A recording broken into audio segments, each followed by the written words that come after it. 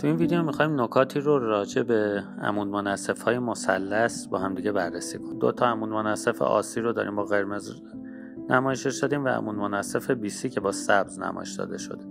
محل برخوردش هم نقطه O میشه. این نقطه O رو وصل کنیم به دو رأس B و C. انتظار داریم که OB با OC برابر بشه.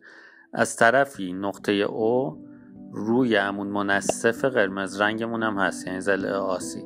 پس بنابراین انتظار داریم که این نقطه فاصلش از دو سر پاره خط یعنی A و C برابر باشه. یعنی OB با OC برابره، از طرفی OC هم با OA برابره.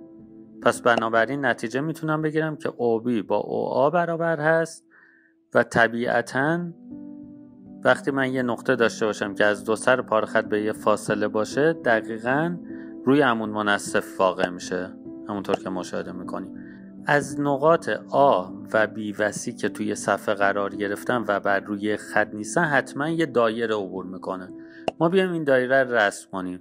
دایره هم به این صورت میشه و دقیقاً OA و OB و OC میشن شاههای این دایره. پس بنابراین محل برخورد عمود منصف ها میشه مرکز دایره محیطی.